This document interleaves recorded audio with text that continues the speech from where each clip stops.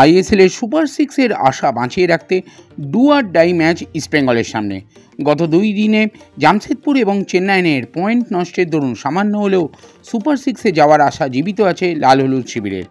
স্বস্তির খবর, আজ প্রথম থেকেই শুরু করবেন সাউল ক্রেসপো। তবে আজ ইস্টবেঙ্গল পাবে না মন্দার রাও দেসাইকে। গত পরশু চোট পেয়েছেন তিনি, সেক্ষেত্রে আজ ইস্টবেঙ্গলের প্রথম একাদশ হতে পারে এরকম: গোলে প্রভসুকান গিল, ডিফেন্সে নিশু কুমার, লালচুংনুঙ্গা, প্যান্টিচ এবং হিজাজি, মাঝমাঠে সাউল, সৌভিক এবং গত ডার্বিতে গোল পাওয়া অজয় ছেত্রী। আপফ্রন্টে থাকবেন নন্দকুমার, মাহেশ এবং ক্লেটন সিলভা। দ্বিতীয়ার্ধের সুযোগ বুঝে খাবরা, ভিক্টর, ফোর্বস, সায়ন, বিষ্ণুকে ব্যবহার করতে পারেন কোচ কোয়াদ্রাত।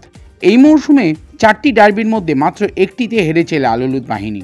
সুপার কাপ জয়ের পর পারফরমেন্সের নিরিখে প্রায় গ্রাফ ক্রমশ নিম্নমুখী।